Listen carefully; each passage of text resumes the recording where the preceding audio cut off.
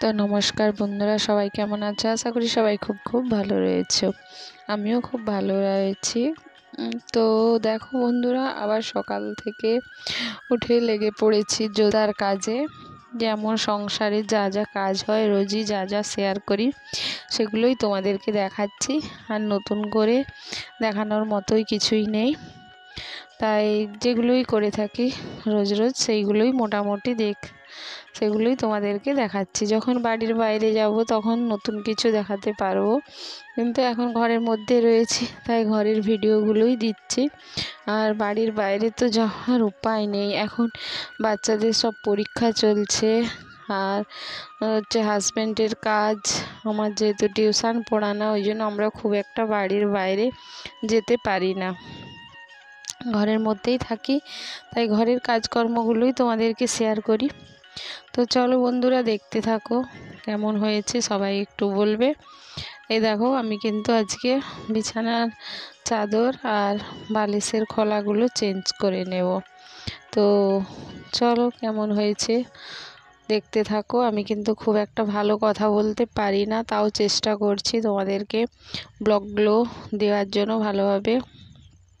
তো কেমন লাগলো তোমরা একটু কমেন্টে জানাবে। আর কয়েকদিন তো আমার খুব শরীর খারাপ যাচ্ছে। এবার শীতকাল আসছে, আমার এবার ঠান্ডা লাগার প্রবণতা, একটুতেই ঠান্ডা লেগে যায়।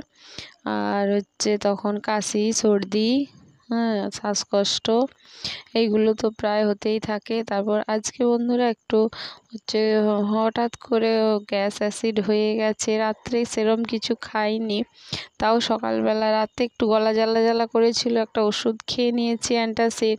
তাও হচ্ছে সকালে উঠে দেখছি গলার কাছে যেন কি একটা মানে যেন মনে হচ্ছে কি একটা গলার কাছে আটকে আছে, সেটা কিছুতেই নামছে না। তাই জন্য হাজব্যান্ড বললো একটা ওষুধ খেয়ে নাও। আবার একটা ওষুধ খেলাম, তাও যেন অস্বস্তি ভাবটা কমেনি। তাই জন্য আজকে কাজ করার কোনো মন নেই বা ইচ্ছেও নেই, যেন মনে হয় একটু শুয়ে থাকি, কিন্তু শুয়ে থাকার জো নেই। এই যে বাচ্চারা পড়তে চলে আসবে, ওদের পরীক্ষা চলছে, তাই ছুটিও দিতে পারছি না। তাই বলি না, আগে গিয়ে মাদুরটা পেতে দিই, ওরা পড়তে চলে আসবে, এসে একটু বসবে, ততক্ষণ আমি এদিকে কাজগুলো সেরে নেব। তাই জন্য 7টা বেজে গেছে, তাই জন্য আগে গিয়ে মাদুরটা পেতে দিলাম। আমি এভাবে এরকম করেই থাকি, আগে মাদুর পেতে দিই, ওরা এসে বসে, বই খুগুলো বের করে, একটু স্টার্ট করে, তারপর আমি গিয়ে বসে পড়ি। আর এখনকার বাচ্চারা তো জানো বন্ধুরা কীরকম দুষ্টু, যে কাছে হচ্ছে বাড়িতে পড়লে মা বাবা না কাছে বসে থাকলে পড়বে না, আর টিউশনিতে গেলে স্যার ম্যাডাম কাছে না থাকলে ওরা কেউ পড়বে না, ওরা ওই বই নিয়েই বসে থাকবে। তাই যতটা পারি আমি ওদের সামনে বসে থাকার চেষ্টা করি। আর ওরা তো ছোট, ওদেরকে তো অনেকবার করে বারে বারে দেখিয়ে দিতে হয়, বারে বারে বলে দিতে হয়, বারে বারে বুঝিয়ে দিতে হয়। একবার বললে ওরা কিন্তু পারবেই না বা পারেই না। আর এইভাবে পড়ানোর কিন্তু ধৈর্য সবার কিন্তু থাকে না। আর আমি তো পড়িয়ে পড়িয়ে আজ হচ্ছে মানে অভ্যস্ত হয়ে গেছি। তাও ভগবান আমাকে এই শক্তিটুকুন দিয়েছে যে বাচ্চাদের সঙ্গে এত বকবক করার। অনেকে কিন্তু অনেক দূর পড়াশোনা করেও বকবক করতে পারে না বা অত ধৈর্য থাকে না। আমি মাঝে মাঝে ভাবি, চিন্তা করি যে দুবেলা টিউশন পড়ানো, এতগুলো বাচ্চার সঙ্গে বকা আমি কি করে করি। তারপরে সারাদিন বাড়ির কাজ, রান্না বান্না, বাসন মাজা, কাচা ধোয়া, এগুলো তো আছে, ঘরদোর পরিষ্কার, ছেলেদেরকে সামলানো, এগুলো তো রয়েইছে। কিন্তু মাঝে মাঝে ভাবি যে এত কাজ আমি কি করে করি। কিন্তু সত্যি বলতে নেই, ভগবান আমাকে এই শক্তিটুকুন দিয়েছে যে এই কাজগুলো করার ক্ষমতাগুলো আমাকে দিয়েছে। তবে বন্ধুরা আমি কিন্তু বাইরের কোনো কাজ করতে পারি না। ঘরটা যেমন সামলায়, কিন্তু বাইরে আমি কোনো কিছু করি না। অনেক মেয়েরা যেমন বাইরে হচ্ছে ওরা বাজার করতে, বাড়ির বাজার করতে যায়, দোকান বাজার সব সামলায়, কিন্তু আমি ওইটা পারি না। কেন, আমার তো আর অত সময় দিতে পারা যায় না। আমি যদি বাইরে বাজার করে এনে রান্না করি, তাহলে আর সেদিন খাওয়া দাওয়া আর হবে না, খাওয়া বন্ধ হয়ে যাবে। তাই জন্য হাজব্যান্ডই বাজারটা করে দেয়। যাই বাজার করে দিক না কেন, যাই থাকুক না কেন, আমি ওটাই রান্না করি। আর আমি কিন্তু বাজার যাই না। বাজার গিয়ে যদি বাজার করে এনে রান্না করি, তাহলে আমি পুরো একদম শেষ। ওই জন্য বাজারের দায়িত্বটা নেই না। আর হাজব্যান্ডও বলছে, না না, তোমাকে করতে হবে না, তুমি ঘরেই থাকো, আমি বাজার করে এনে দেবো। তাই ও বাজার করে এনে দেয়। তাহলে দেখো বেড কভারটা মোটামুটি, বেড কভারকে যত এদিক ওদিক করে টানি না কেন, যেন ঠিকঠাক হতেই চায় না। ওদিকে একটু বেশি হয়ে যায় তো এদিকে কম হয়ে যায়, এই রকম হতে থাকে। যাই হোক, মোটামুটি অনেক কষ্টের পরে একটু সামাল দিয়েছি, দিয়ে ওটাকে ভালো করে একটু ঝেড়ে নিলাম। নিয়ে এবার রুমটা কিন্তু ঝাঁটিয়ে দেবো, ঝাঁটিয়ে পরিষ্কার করে দেবো। আর ছেলেরা অনেক এখনও ঘুমাচ্ছে। বড় ছেলের কলেজ আছে, কিন্তু ও বলল যে আজকে নাকি বাংলা বন্ধ রেখেছে বা গাড়ি টাড়ি বন্ধ। ও বলছে, না আজকে মা কলেজ যাব না, তাই জন্য আজকে ওরা টিফিনটা করলাম না। তারপরে এবার ঝাঁটটা দিয়ে দেবো, দিয়ে আমি কিন্তু এবার পড়াতে বসে যাব। আজকে শরীরটা কিন্তু একদমই সাথ দিচ্ছে না বা ভালোও লাগছে না, ইচ্ছে করছে না বিশেষ করে, তবুও জোরের মারে করছি। কে করবে বলো, কিছু করার নেই, তাই করে নিচ্ছে। আজকে আর ঘরটা মুছবো না, ভালো লাগছে না, শুধু ঝাঁটিয়ে আজকে রেখে দেবো। যদি বেলার দিকে শরীর ঠিক হয়, রান্নাবান্নার পর দুপুরের দিকে, তখন ভাবছি একবার ঘরটা মুছে নেব।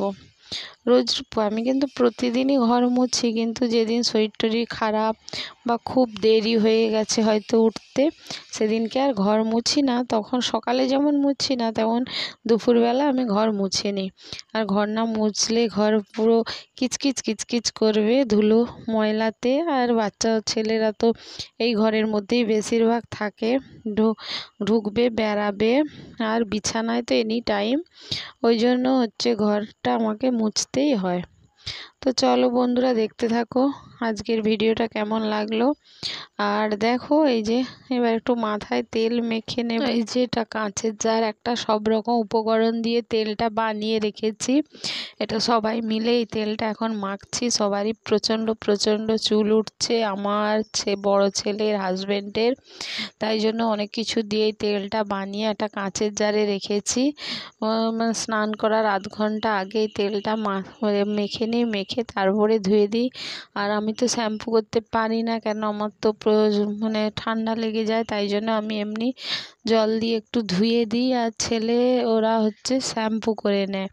আর তেলটা মোটামুটি 1 মাসের মতো হলো মাখছি, কিন্তু এখনও বুঝতে কিছু পারছি না, সেইভাবেই চুল উঠছে। একটু হয়তো মানে 100%-এর মধ্যে হয়তো মানে কি বলা যায়, 98% হয়তো একটু হয়েছে, 2% একটু কম হয়েছে। ওই দেখো আবার এক রাশি চুল উঠে গেছে। এইরকম হাত দিয়ে টানলেই ভর ভর ভর ভর করেই চুল উঠে যায়। তাও চেষ্টা করছি, দেখা যাক। আর তোমরা যদি জানতে চাও যে তেলের রেসিপিটা কি কি দিয়েছি, তাহলে হচ্ছে তোমাদেরকে আমি ভিডিওটা একদিন কিন্তু দিতে পারি। এবার চুলে তেল মেখে নিয়ে চুলটা গুটিয়ে নিয়েছি, ভালো করে গুটিয়ে ক্লিপ খোপা করে ক্লিপ দিয়ে এখন রেখে দেবো আধ ঘন্টা। ততক্ষণ একটু পড়াতে বসে যাব, পড়িয়ে আধ ঘন্টা পরে তারপরে আমি স্নান করে নেব। আর এই দেখো, এখন ঘড়িতে বাজে কিন্তু সকাল 9:30। এই একজন রয়েছে, সবাইকে ছুটি দিয়ে দিয়েছি, ও হচ্ছে পড়া হয়নি বলে বসে আছে।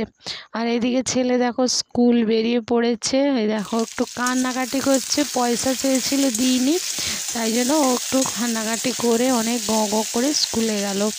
এবার চলে এলাম রান্নাবান্নায়। রান্না কিন্তু বসিয়ে দিয়েছি। আর এদিকে ডিম ভেজে নিয়েছি, ডিমের ঝোল হবে। আর মাছের কালকে রাখা এই যে মাছ মাছ ভাজা ওইটা দিয়ে ঝোল করব। কিন্তু বড় ছেলে মাছ খাবে না, তাই ওর জন্য ওর দু ছেলের জন্য আলাদা করে ডিম ভেজে নিলাম। তারপর হঠাৎ বড় ছেলে বলছে, মা কলেজ থেকে মেসেজ এসেছে, কলেজ যেতে হবে, আমাকে টিফিনে চানাচুর মুড়ি আর ওই ডিম ভাজাটা দিয়ে দাও, আমি কলেজে যাব। কোথাও গাড়ি বন্ধ যে? বলছে না, গাড়ি চালু হয়ে গেছে, ম্যাডাম মেসেজ করেছে, যেতেই হবে। তাই জন্য ওকে টিফিন দিয়ে দিলাম। আর বন্ধুরা, আজকের মতো ভিডিও শেষ করলাম। টাটা, ভালো থেকো।